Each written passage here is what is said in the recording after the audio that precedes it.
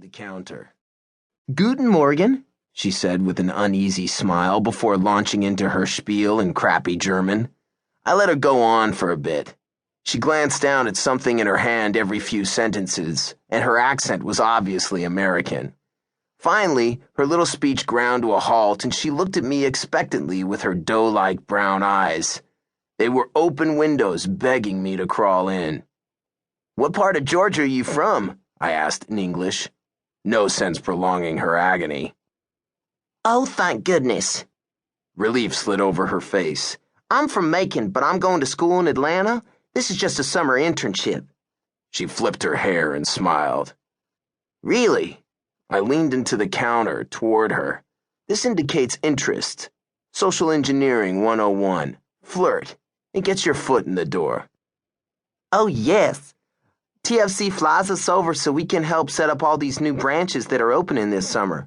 I'm a marketing major. We're supposed to learn customer service and stuff." She glanced around the shop as if unsure what other stuff she might learn here in Bern. "So have you had many customers yet?"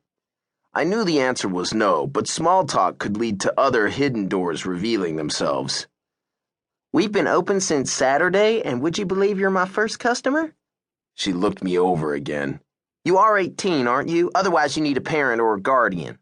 She leaned toward me, clearly thinking, hoping I was her age. "Oh yes, I'm 19. I'm in university here." Lie. Misrepresent. Make them trust you. Above the girl, the screen was running a TFC ad. Clouds parted, unveiling blue skies, green pastures, and fluffy white sheep. Forget your cares. Could the symbolism be any more obvious? I nodded toward the screen. "So how does this work?" She laughed and tossed her hair again. "You're obviously American. Where have you been living, under a rock?" "Here," I said. "Same thing. Commiserate." "Too true." She shook her head. She'd probably been hoping to be posted to London or Paris, or at least Zurich, not quaint little Bern. It's the capital, but still. "Okay, here's the deal. You go back in that little room, tell the doc the memory that's keeping you up at night, pop a pill, and go on like nothing ever happened. And you earn forgetting points each time you come in." She twirled a strand of blonde hair around her finger. "Maybe I could help you spend those points. You could show me around." The whole consumerist sheep scene behind her dissolved into a map of Europe. Red dots blossomed across the western half. "How many branches is TFC opening here in Europe?" I asked as I wrote down a phone number. It wasn't mine. She was a little too cheerleader-ish for me. She shrugged. "There's some rollout this summer in the States, something really big, and I think they want most of Western Europe to have a TFC by fall." The screen above her head actually answered my question. 30 branches opening this summer, more in the fall. The rest of EU sprouted red spots across its face. "I'm Sandy, by the way." Her hand lingered over mine as I slid her the slip of paper. I smiled. My mobile buzzed. It was my mom. "I gotta take this," I told Sandy and stepped away from the counter. She pouted for a second and then answered her own mobile.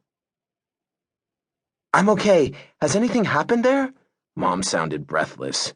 "That's nice, Mom, and nothing ever happens here." I trailed off. The cast on the big screen behind the counter cut to a scene of cops and billowing smoke in a barricaded street. Sandy scrambled to turn up the volume. "Aiden?" There was panic in Mom's voice. "What happened?" "There was a car bombing in Zurich about 3 blocks from our offices." "A car bombing? Here? In Switzerland? War hasn't touched this place since, Napoleon. This wasn't going to be pretty." "Stay at school. I need to call your father." Click. Several passers-by, all reading from their mobiles, crowded into the TFC to watch the newscast on the big screen. Smoke poured from several cars parked outside the Bank Suisse building in downtown Zurich. Mom's bank was down Bahnhofstrasse, only a block from the scene. My mobile buzzed again. This time it was an emergency message from the headmaster. All students are required to return to campus immediately. I guess if I were still living in the States, a little car bombing wouldn't be a big deal. That's why they have so many TFCs. There's always stuff happening there that you might want to forget. I headed